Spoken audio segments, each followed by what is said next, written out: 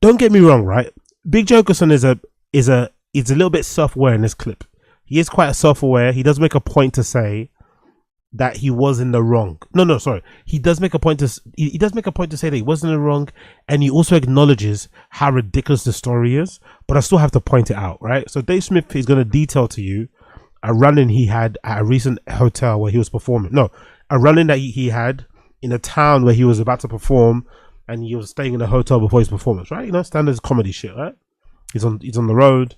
He's staying in a hotel, whatever, before his gig, and he details this situation that unfolded where he was smoking weed in his room, and he obviously got kicked out of the hotel. And I don't know about you, but I don't know, Big Jokerson's like what, 48, 49, 50. I don't think this is cute. I don't think this is cool. I don't think this is funny. And I think coupled with Big Jokerson's look, right? He's got that look where he's like not letting go of his youth type of thing. We all know someone like this. I know a bunch of people like this, especially in my area, especially in places like Brighton, right? These type of people exist in the hundreds and thousands. The guys that kind of don't want to let go of their heyday of the time where they felt they were at their coolest. They felt they were at their pomp, right? When they're in the band, they might have been a part of a radio show. They might have been putting on some live shows. You know, they just were there. They were at the forefront of their little hardcore, alternative, emo, goth scene. So he doesn't want to let go of that. I think it's really embarrassing and cringe, but that's it. But I think if you couple his look, if you couple his aesthetic appearance and this story, you're going to sit there and you're going to feel a bit sad for him. You're going to feel a little bit sad. You're going to feel a little bit cringe. You're going to feel a little bit embarrassed.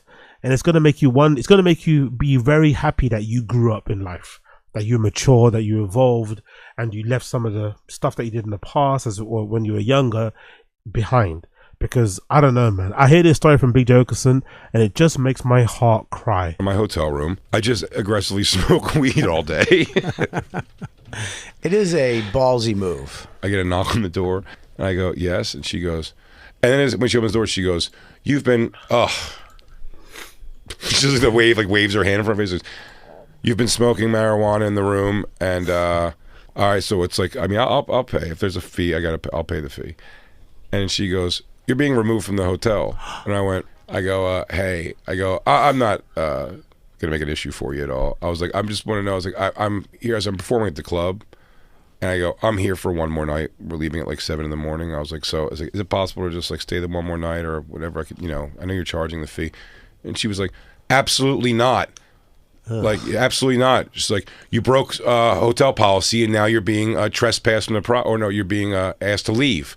And I went, no, I understand. That's the final resolution. I'll go. I go, but the other comedians are staying here too. I go, can I put my...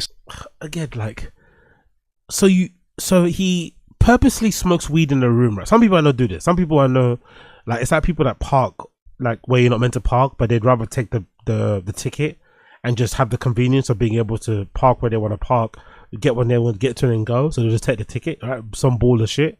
I know people do some baller shit when it comes to hotel rooms, right? If you do this baller shit when it comes to hotel rooms, this kind of reckless rockstar shit, just take the eviction. Take the fucking fuck off notice on the chin. Why is he having this back and forth with this lady? Oh, but the other comedians are staying here. Would it be okay if motherfucker, you smoked in that room because you felt like, you know, it didn't matter. You could just do it, and if you got in trouble, you could just keep it moving, or you could pay the fine and maybe stay. Right? It's a little scam, a little finesse, little whatever. Cool. For the staff member, you're just another annoying guest that just broke a clear rule that everyone knows you're not meant to do. Everyone under the sun knows that you're not allowed to smoke in fucking hotels. Even hotels with balconies, you can't smoke. But there's not a lot of hotels with balconies.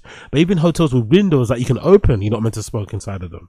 And most sensible people don't mind doing that. You just walk downstairs, you just take a fucking lift down and go smoke outside the building like regular people do. But he didn't want to do that. He's too lazy, too much of a big star. Cool.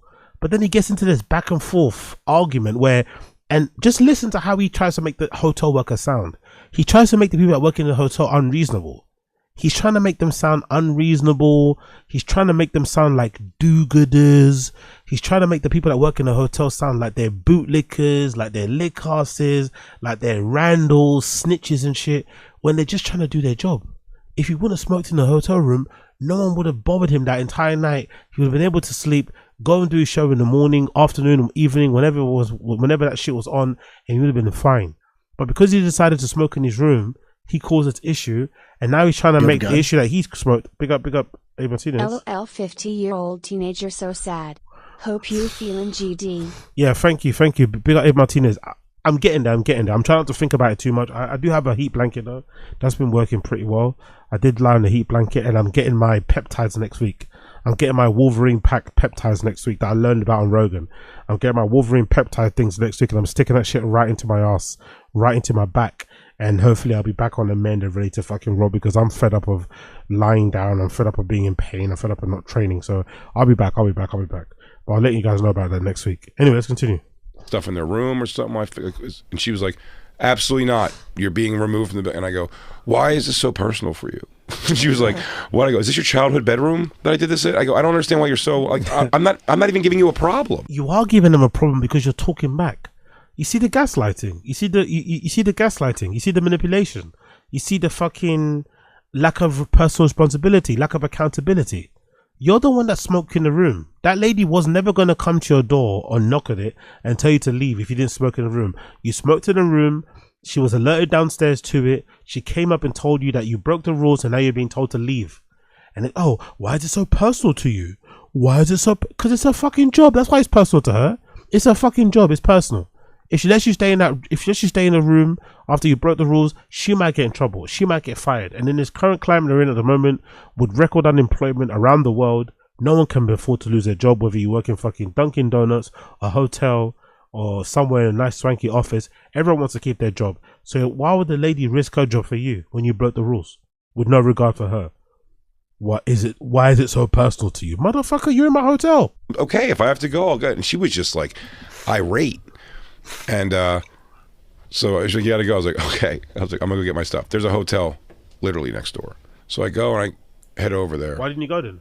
When I get in my room over there, I realize I forgot my hat, my baseball hat. I do find it interesting. I do find it really, you know what? I really find this is going to sound like, I don't think this is dirty macking. I don't think this is dirty macking. But I'm always intrigued when I hear these type of stories. Like, how do women find these guys attractive? Like, I get the money, I get the fame, but these guys are like big babies. Like, how do you forget your hat? Why do you just forget your hat? How you like, oh, I forgot my hat. So you're going to have to go all the way back. Like, this Arrested Development, immature, like 50-year-old shit. It's not cute. I'm surprised women go for this. I'm surprised these guys have so much choice when it comes to women, because they seem like such babies, like emotionally, mentally, like just imagine dealing with someone like this in their 50s. I forgot my hat. What? So you're getting all the way back. Okay, cool. So I walk back over. As I'm walking through the doors, another lady who I've never seen before is standing next to the manager, and she looks over and I see her mouth the word. She goes, "Oh my God, he's back!" and when the door opened, I started laughing. I was like, "Did you just say, oh my God?" I go, "I forgot my baseball. Like, what problem have I caused here?" That's like, I get it. It's like, I get it. Yeah. I did the thing. I'm leaving. I didn't give you any trouble. I just like, this is like a weird. And then. But you did give them trouble. You gave them trouble by breaking the rules. Maybe they were being a little bit dramatic by saying, "Oh my God, he's back," making it seem like you were going to shoot up the place and shit. Yeah, granted. Maybe they were being a bit Karen-y and a bit over dramatic, but you still did a thing. You broke the rules. You smoked up the entire room. They're probably going to have to ventilate it. It's probably not going to be able to be booked again for the entire day. Like, you did a thing that's going to require them to do a thing too, to get that room to be ready for somebody else to be able to use it, because someone else uses it who's not a fan of the marijuana. They're going to complain and it's going to look bad on the hotel. So you've caused them a bit of an issue. You caused them a bit of a problem. But now he's acting as if like them being shocked or being scared that he's back is a bad thing. Like, come on, Big J, come on. She like started almost kind of like coming around, and she was like, yes, like someone can walk you up, but I will tell you, having my jacket, my luggage kind of thrown together quickly to get it, and taking a sad walk on a snowy sidewalk. And it's next door, but it's across the highway. So having to cross like a 2-island stop highway at 48 years old. You couldn't make At 48 years old doing that walk, I was like, yo, for weed? I'm like, yo, I just got booted for weed. I'm fucking 50. You couldn't. So at least, right? At least there's some self-awareness there for him to say, hey, that was fucking ridiculous. You know, having that kind of reflective moment where the penny drops, you're like, you know what, this is fucking insane.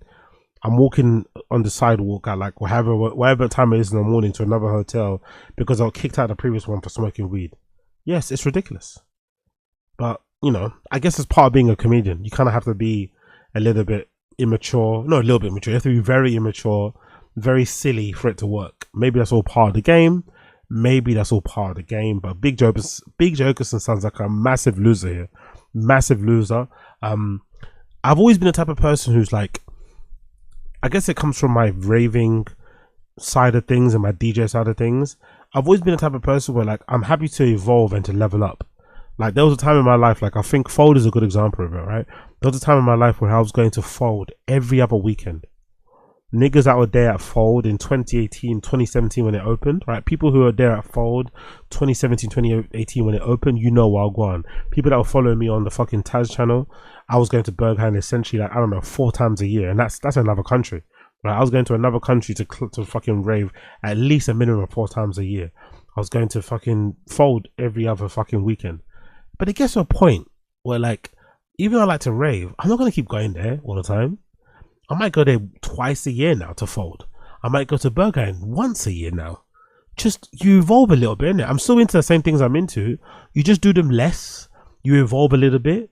Maybe you do a few of them more sober. Maybe you do a few of them spread out around the year. But the one thing, I'm definitely not dressed the same as I was when I used to first go. And my attitude isn't the same. My approach isn't the same. You just, you know what I mean? Because you get a bit bored of it. Like, even me, like, I love this shit. Like, something that's going to be, I'm probably going to be raving and DJing until the day that I fucking die. Right? I love this shit.